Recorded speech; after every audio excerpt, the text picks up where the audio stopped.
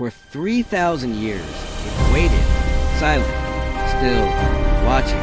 The massive black sphere floated at the edge of the galaxy, like a dark moon. Every advanced civilization tried to speak with it. All of them failed, until one human made a simple choice that changed everything. The year was 2847. The Galactic Council station buzzed with activity as usual. Ships came and went. Aliens traded goods and shared knowledge. Everything was normal. Then it appeared, a giant black sphere, bigger than Earth's moon. It just materialized out of nowhere. No warning, no sound, no movement. It simply floated there. The station alarm screamed. Ships scattered in panic. Council members rushed to the command center. "What is it?" someone shouted. "Unknown," the scanners reported. "No energy signature. No weapons detected. It's just there." The sphere didn't move, didn't speak, didn't respond to anything. The Zorgathians arrived first. They were the galaxy's best telepaths. Their minds could touch any living thing. They focused their power on the sphere, sent peaceful thoughts, offered friendship. Nothing. The sphere stayed dark and silent. Next came the crystalline hive. They sent mathematical equations, the universal language of logic and reason. The sphere ignored them completely. The elder Draviks tried next. They were ancient and wise. They offered knowledge from 1,000,000 years of history. Still nothing. For weeks, 47 different species tried. They used music, light patterns, radio waves, quantum signals. Every attempt failed. The Galactic Council held an emergency meeting. They gave a name, the Silent Judge. "It's watching us," the council leader said, "but it refuses to communicate." "Should we destroy it?" a military commander asked. "No. We wait. We observe." 3 months later, a small human cargo ship called a Wayfarer arrived at the station. It was just a routine supply delivery. Captain Sarachin briefed her crew about the strange sphere. "Don't get too close," she warned. "Nobody knows what it wants." Jack Morrison stood at the observation window. He was 28 years old, just a simple engineer. He fixed broken equipment and maintained ship systems. Nothing special. But Jack couldn't stop staring at the sphere.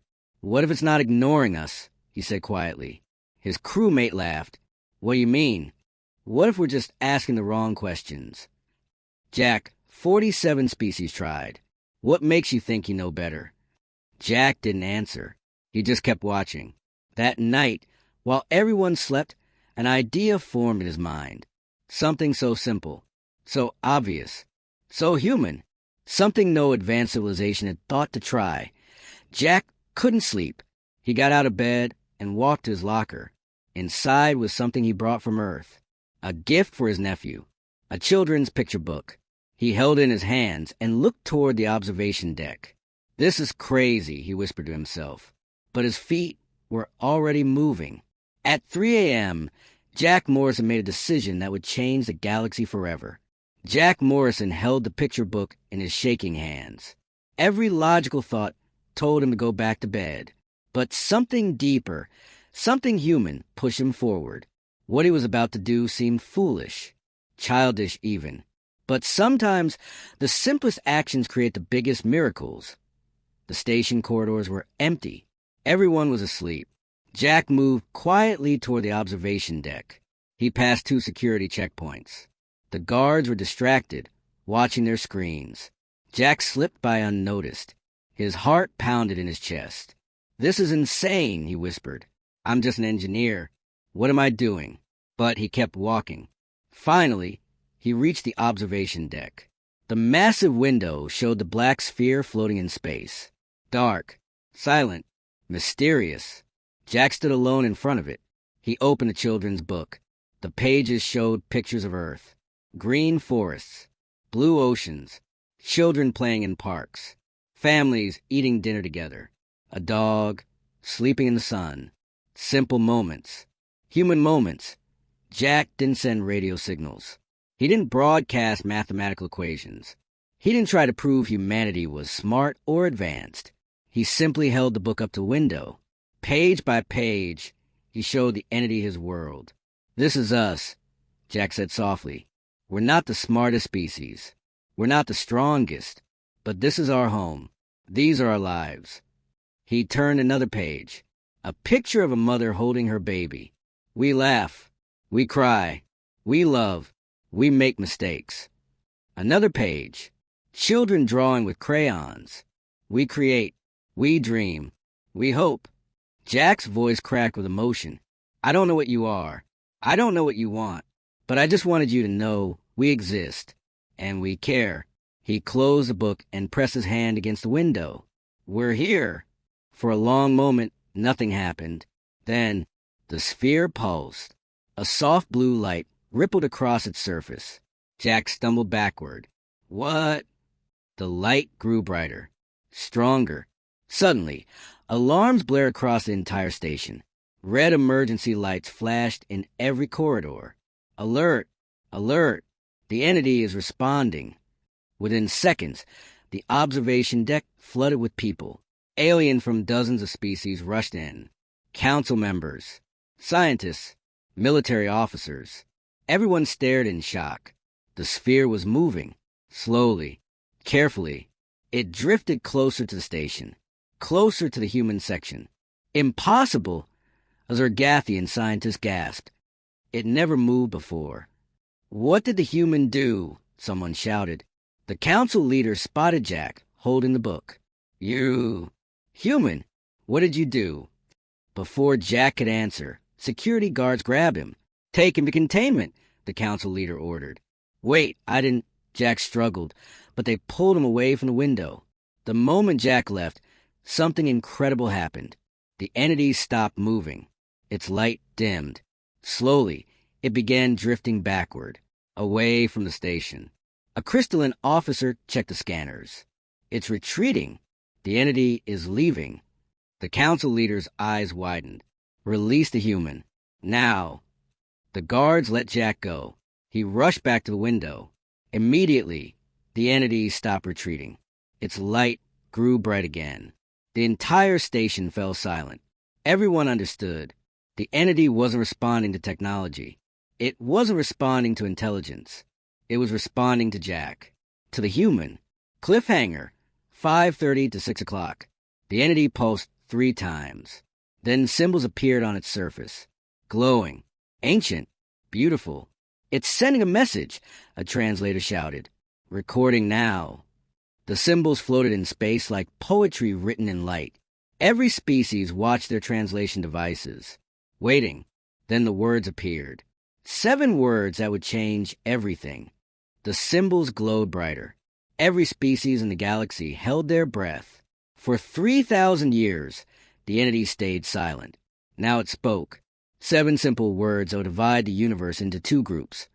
Those who understood, and those who never could. The station's main hall filled with hundreds of aliens. Everyone wanted to see the translation. Galactic translators worked frantically. Their machines scanned the symbols, processed them, compared them to every known language. Hours passed. The Zergathians got their translation first. They read it aloud. I seek those who still process emotional data. The Draviks disagreed. Their version said, I search for beings with feeling algorithms. The Crystalline Hive translated it differently. I require species with sentiment programming. Every species had a different interpretation. Arguments broke out. Debates raged. Finally, the human AI finished processing. Captain Sarah read the English translation to the council. I seek those who remember to feel. The room went quiet. Feel? A council member asked. What does that mean? We all feel, a Zergathian commander said. We experience emotions. Happiness, sadness, anger. We understand these things. But something felt wrong about his words. They were correct, but empty, like reading a definition without understanding the meaning. The council leader called an emergency meeting. Every species here has emotions, she declared. So why does the entity only respond to humans? A Dravik scientist stood up. Perhaps it's a technology we lack. Humans possess something we don't have. Impossible, another argued. We're more advanced than humans in every way. Jack sat in the corner, listening. Nobody asked his opinion. He was just a simple engineer.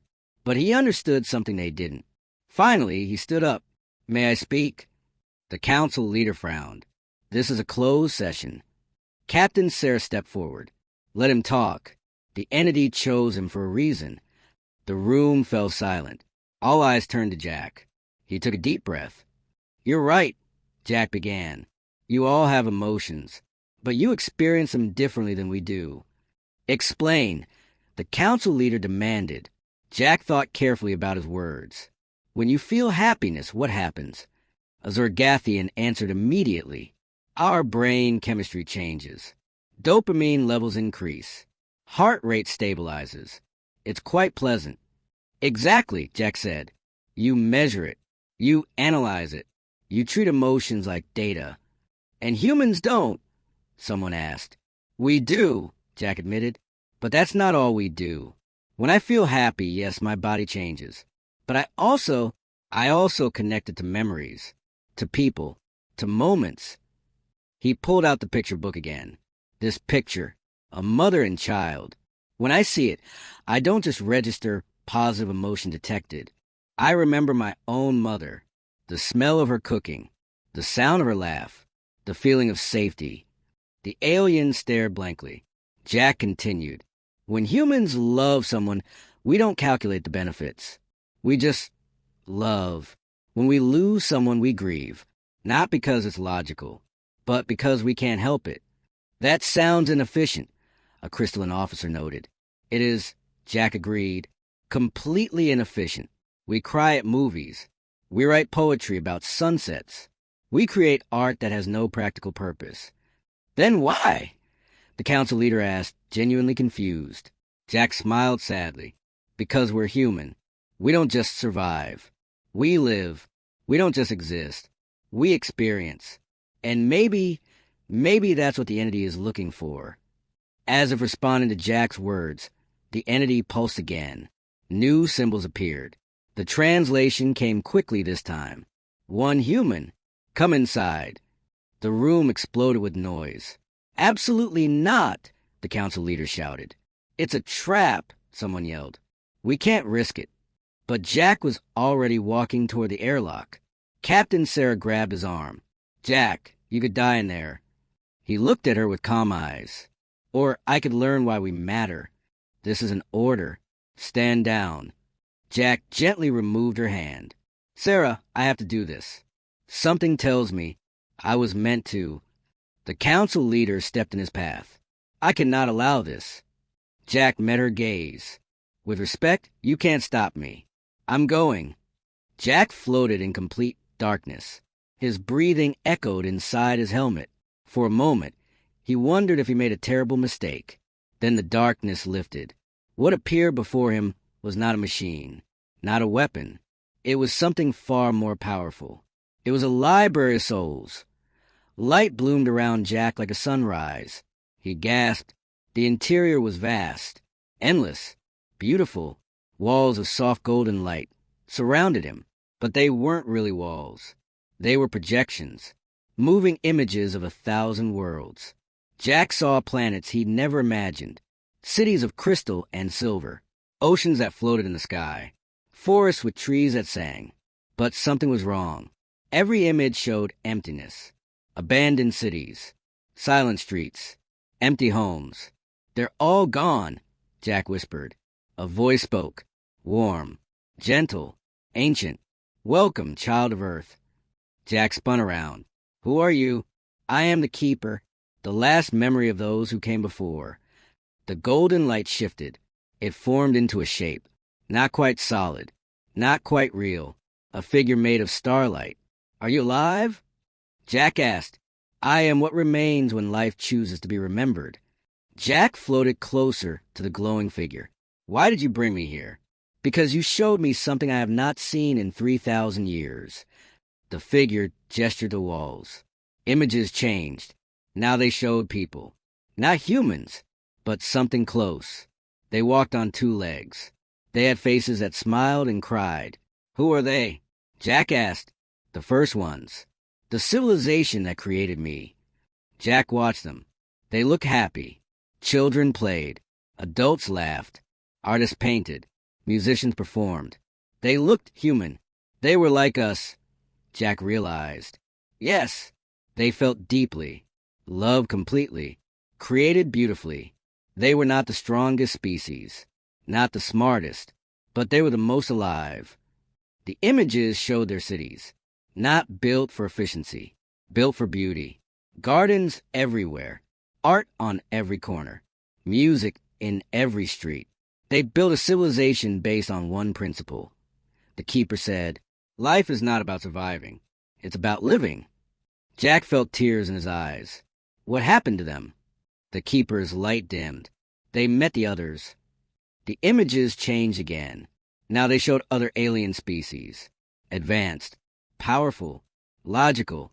The first ones welcomed them with open arms, the keeper explained.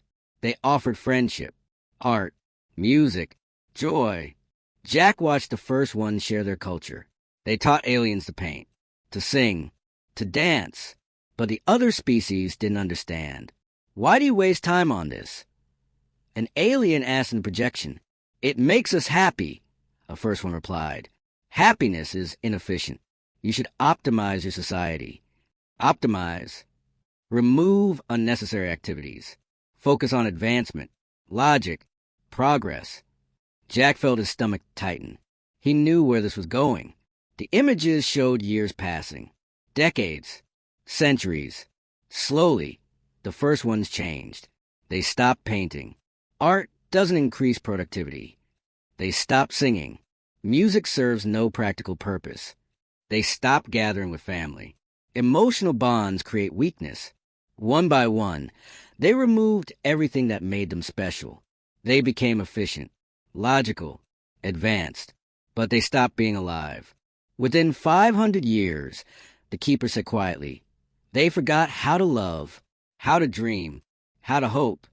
The final image showed an empty city, perfect buildings, clean streets, no people. They didn't die in war, Jack whispered. No, they died from emptiness, from optimizing away their souls. The keeper turned to Jack. Its light brightened with urgency. Before the end, the last of them created me. They gave me one mission. What mission? Search the galaxy. Find a species that still remembers, that still feels completely. Warn them. Jack understood. Warn them not to make the same mistake. Yes, for 3,000 years I searched. I tested 47 species. All of them had emotions, but all of them treated feelings as tools, as data, as things to control and measure. The keeper moved closer to Jack. Then you came. You didn't try to communicate with technology. You didn't send equations or data.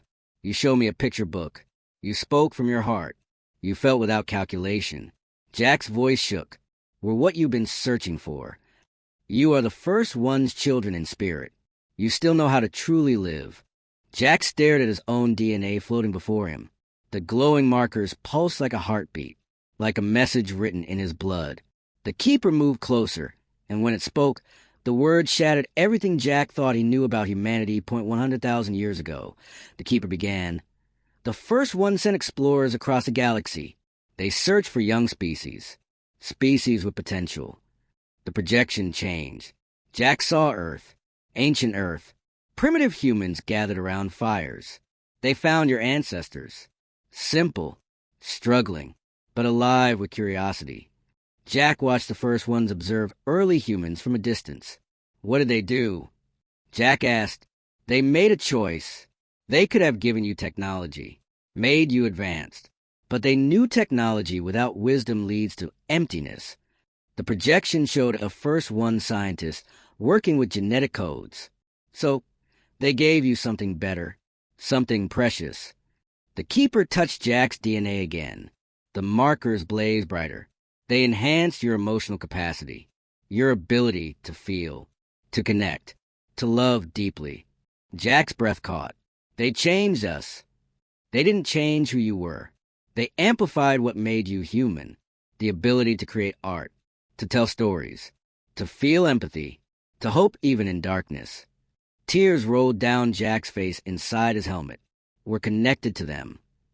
You are their legacy, their final gift to the universe. The Keeper showed Jack more images. The first ones working carefully with human DNA. They didn't want servants. They didn't want copies of themselves. They wanted something new. What do they want? Jack whispered. They wanted a species that would never forget, that would never optimize away their humanity. They made sure your emotions were woven so deeply into your nature that removing them would destroy you. Jack understood now. That's why we cry at movies. Why we create art that serves no purpose. Why we love even when it hurts. Yes, you cannot separate emotion from humanity. It is who you are. Every song, every painting, every moment of laughter and tears. That is the first ones living through you. The projection showed humans throughout history. Building, creating, loving, fighting, surviving. You are proof that feeling is not weakness, the Keeper said. It is the strongest force in the universe. The Keeper's light grew intense. Now you understand my purpose. Why I searched for 3,000 years. You were looking for us, Jack said. I was looking for hope. The galaxy is filled with species like the ones who destroyed the first ones. Efficient, logical, cold. They optimize everything. But they're dying inside and don't even know it. The Keeper showed Jack images of the 47 species who had tried to communicate. Each one treats emotions as tools. None of them truly feel. They are walking the same path the first ones walked, toward emptiness.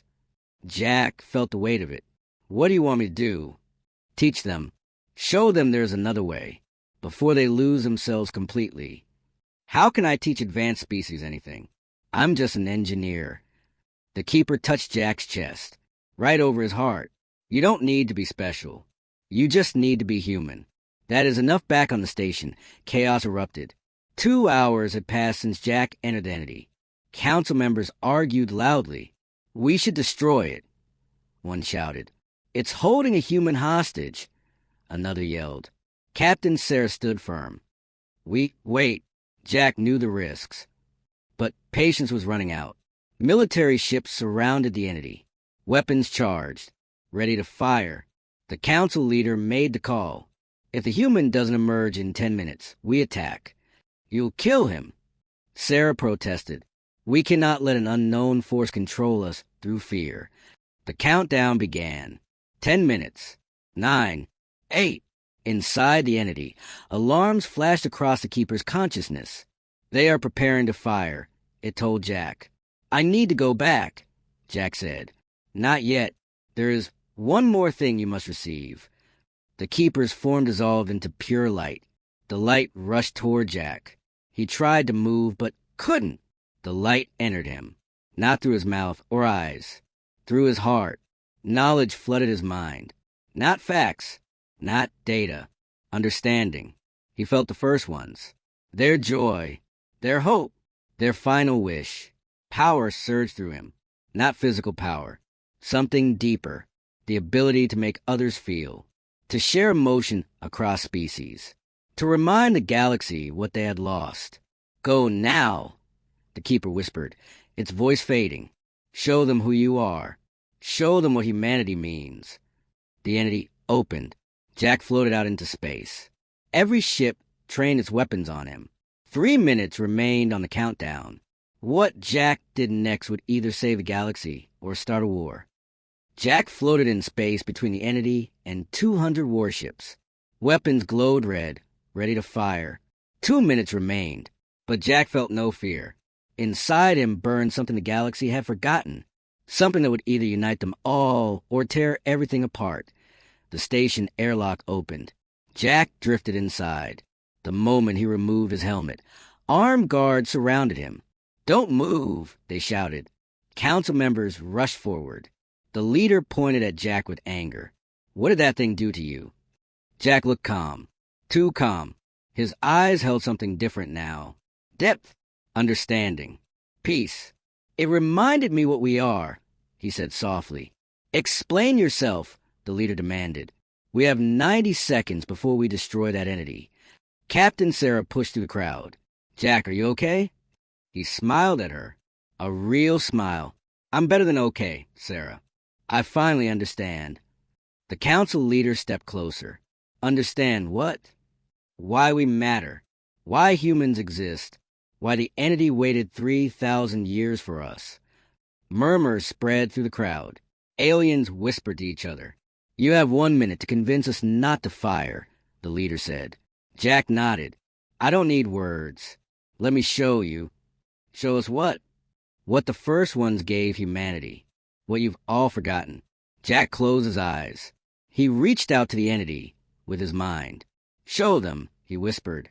Show them the last memory. The entity responded. Every screen on the station flickered. Every monitor. Every window. A projection filled the entire space around them. They were no longer in the station. They stood in the first one's final city. A hospital room. Simple. Quiet. An old first one lay in bed. Dying. Their child sat beside them, holding their hand. But the child's face was empty. Blank. No tears. The parent tried to speak. Their voice broke with emotion. I'm sorry, the parent whispered. Why? The child asked.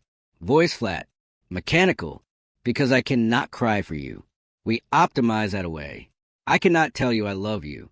We decided love was inefficient. The child tilted their head. These things are unnecessary. No. The parent's voice cracked. They were everything, and we threw them away. The parent reached up with a trembling hand, touched their child's face. Promise me something. What?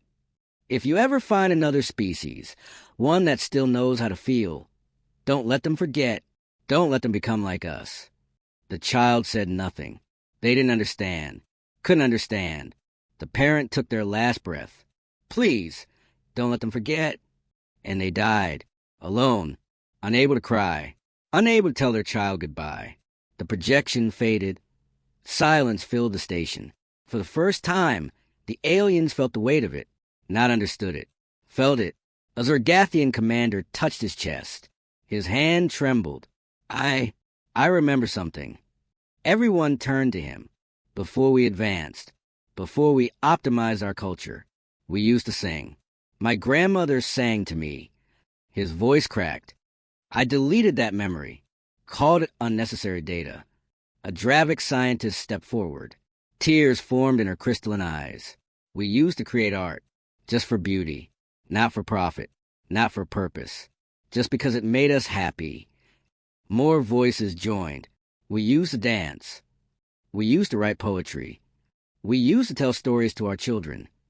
We used to celebrate births and mourn deaths.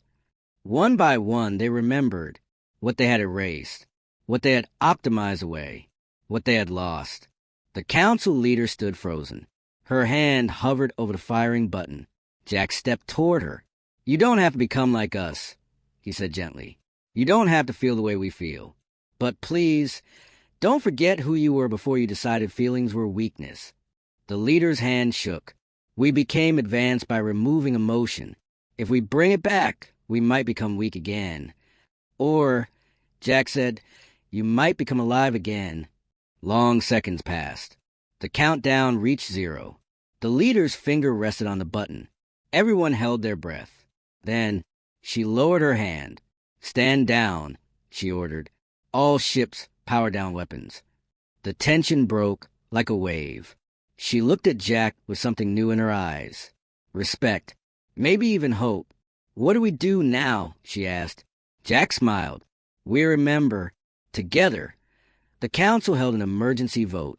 The entity would remain. Protected. Sacred.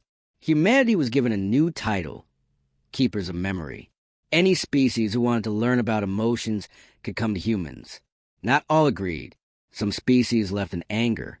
They called humanity dangerous. Said feelings would weaken the galaxy. But others stayed. Curious. Hopeful. The Zergathians requested human teachers. They wanted to relearn their old songs. The Draviks asked for human artists to remember how to create beauty. The Crystalline Hive requested human storytellers to remember how to dream. Slowly, the galaxy began to change. 3 weeks later, Jack stood on the Wayfarer's observation deck, back to his simple job, fixing equipment, maintaining systems. But everything felt different now. A message appeared on a screen from the entity. Thank you, child of Earth. The first ones rest peacefully now. Their legacy lives through you. I will travel the galaxy, reminding others of what they lost. You gave me hope. You gave them all hope. Jack pressed his hand to the screen. Goodbye, Keeper. Thank you for finding us. The entity began to move, slowly drifting away from the station, toward distant stars. Captain Sarah stood beside Jack. What will you do now? He smiled. Same thing I've always done. Fix things. But now, maybe I can help fix more than just machines. She squeezed his shoulder. You already did, Jack. You fixed something no one else could. What's that? You reminded the galaxy how to feel. The galaxy thought emotions were weakness. They believed efficiency was strength. Logic was survival. But one human proved them wrong. Not with weapons. Not with technology. Not with power. But with something simple. Something every human carries inside them. The ability to feel. To hope. To love. To remember. And sometimes that is the most powerful force in the universe. Because when you forget how to feel, you forget how to live. 6 months passed since Jack Morrison changed the galaxy. Emotions returned. Species remember how to feel. But in the darkest corner of space, something ancient stirred. An empire that ruled through pure logic for 10,000 years. And they were coming for Earth, beyond the galactic rim. In a region called the Void, a massive fleet floated in darkness. 3,000 warships, each one black as midnight. No lights, no signals. Silent. This was the collective. An empire older than most civilizations. They had no emotions, no art, no music, no families.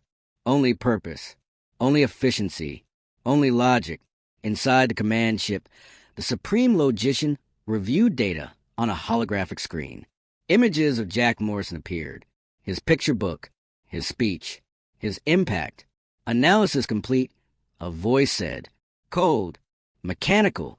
Humanity poses existential threat to our order. The supreme logician studied Jack's face. Emotional contagion spreading at 17% efficiency. 4 species have requested human cultural exchange. 2 species reinstated creative arts programs. Another collective member spoke. If this continues, galactic logic will collapse within 3 generations. Agreed, the supreme logician said. Humanity must be contained. Containment protocols? Begin with isolation. If unsuccessful, proceed to elimination. The command was simple. Final. Locate Earth. Prepare invasion protocols. The fleet began to move, slowly, deliberately, toward human space. On Earth, humanity celebrated. Jack had returned home a hero, not the kind with parades and medals, but the quiet kind, the one people respected. He worked at a small engineering firm in Seattle, fixed robots, helped design better life support systems. But his evenings belonged to something else. Every night, aliens contacted him through video calls, messages, requests. A Zergathian wanted help understanding old songs. A Dravik needed advice on teaching children to paint. A Crystalline asked how to comfort a grieving friend. Jack answered them all, patiently, kindly. Captain Sarah visited him one evening. They sat on his apartment balcony, drinking coffee. You're doing good work, she said. Jack smiled. It feels right, like this is what I was meant to do. The entity chose well. They watched the sunset in comfortable silence. Neither noticed the shadow passing across the stars. A scout ship, invisible, recording, sending data back to the collective. Earth's location confirmed. Population analyzed. Defenses measured. Weakness identified. 3 days later. Alarm screamed across the Galactic Council station. Emergency meeting called. Every species representative rushed to the chamber. The council leader stood at the podium, her face pale. We've detected something, she announced. A fleet, massive, unknown origin. Holographic displays showed the dark ships moving through space. How many? Someone asked. 3,000 vessels. Military class. Gasps filled the room. Who are they? A Dravik demanded. The leader hesitated. We believe it's a collective. Silence. Heavy. Terrified. An old Zorgathian stood slowly. His voice shook. That's impossible. The collective is a myth. A legend. They're real, the leader said. And they're coming. Coming where? She pulled up a star chart. A red line traced the fleet's trajectory. It pointed directly at one system. Earth's solar system. We need to warn humanity, someone said. Already done. Message sent 10 minutes ago. Will they evacuate? The leader looked grim. Humanity has nowhere to go. Earth is their only home. Jack received a message at work. His hands shook as he read it. Urgent. Unknown hostile fleet approaching Earth. Estimated arrival. 14 days. Recommend immediate evacuation protocols. He called Sarah immediately. Did you see it? He asked. Yes. Jack, this is serious. The collective doesn't negotiate. They don't surrender. They only conquer. Why are they targeting us? Sarah's voice dropped. Because of what you did. Because you brought emotions back to the galaxy. They see humanity as a disease. Jack felt his stomach drop. This is my fault. No, you gave species hope. That's not a crime. But now everyone's in danger because of me. Jack, listen to me. You showed the galaxy something beautiful. Don't let fear erase that. He took a deep breath. What do we do? The Council is organizing a defense fleet. Every species that supports humanity is sending ships. Will it be enough? Silence. Then Sarah spoke quietly. I don't know. Earth's government held emergency sessions. News spread across every channel. Panic gripped cities. Some people demanded evacuation. Leave Earth. Save ourselves. Others refused. This is our home. We stand and fight. Jack watched the debates on TV. His heart ached. Then something unexpected happened. Messages started coming in from the Zorgathians. We remember our songs because of you. We will fight beside you. From the Draviks. You taught us to feel again. We will defend your world. From the Crystalline Hive. You gave us back our dreams. We will not abandon you. 43 species pledged their fleets. Not because Earth had resources. Not because humanity was powerful. But because humanity had given them something precious. Their souls back. Jack read the messages. Tears filled his eyes. We're not alone, he whispered on the 7th day. Something appeared near Earth's moon. The entity. It had been traveling the galaxy, but now it returned. A message broadcast to every ship, every station, every planet. I am the keeper of memory. I stood by while the first ones fell. I will not stand by again. The entity positioned itself between Earth and the approaching collective fleet. Humanity carries the legacy of the first ones. They are the memory of what we lost, and I will defend them. Jack felt hope surge in his chest. But Sarah's voice on the comm was worried. Jack, the collective fleet is massive, even with the entity and allied forces. I don't know if we can win. Then we fight with everything we have. Jack said, this could be the end. Jack looked up at the stars. Somewhere out there, the collective was coming. Or it could be the beginning. The moment the galaxy chooses emotion over logic, life over efficiency. He grabbed his jacket. Where are you going? Sarah asked. Back to space. If there's going to be a battle, I need to be there. Space exploded with light and fire. 3,000 collective ships attacked as one perfect machine. 800 allied ships fought back with desperate courage. But this was not just a battle of weapons. It was a battle between two philosophies. Logic versus emotion. Calculation versus hope. And only one would survive. The collective fleet moved with perfect precision. Every ship knew its target. Every shot calculated for maximum efficiency. No hesitation. No fear. No mercy. Their weapons fired simultaneously. Beams of concentrated energy cut through space. The Allied fleet scattered. Ships dodged and weaved. But the collective predicted every move. Their computers calculated trajectories faster than living minds could think. 3 Allied ships exploded within the first minute. Fall back, the council leader ordered. Reform defensive positions. The Allied fleet regrouped near the entity. Used it as cover. The entity's surface pulsed. It created a shield of golden light. Protected the ships behind it. Collective weapons struck the shield. It held. But barely. On the Wayfarer, Jack watched through the window. His hands clenched. We're losing, someone whispered. Captain Sarah shook her head. Not yet. The entity is buying us time. Time for what? Sarah looked at Jack. For humanity to do what it does best. Jack understood. Improvise. The collective expected logic. Order. Predictable tactics. But humans didn't fight logically. A human pilot, named Chin, broke formation. His small fighter dove straight toward the collective fleet. Chun, what are you doing? Command shouted. That's not the plan. Changing the plan. Chin yelled back. He weaved between collective ships. Unpredictable. Random. Chaotic. The collective computers tried to calculate his path. But he kept changing direction for no logical reason. Left? No, right? Now down. Just kidding, up. His movements made no sense. That was the point. 3 collective ships collided trying to track him. Other human pilots saw it work. They copied Chun. 50 human fighters broke formation, each one flying crazy patterns. The collective fleet faltered. Their perfect calculations failed. They are not following optimal tactical procedures, the supreme logician observed. Correct. Their behavior is random, illogical. Then they will destroy themselves. But they didn't. The chaos worked. The collective ships couldn't predict chaos. Allied forces saw the opening. They pushed forward.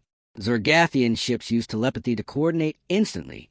No communication delay. Dravik vessels moved in artistic patterns. Beautiful but deadly. Crystalline ships sang as they fought. Their harmony confused collective sensors. Each species fought differently, uniquely, unpredictably, and the collective started losing. The supreme logician watched his fleet struggle.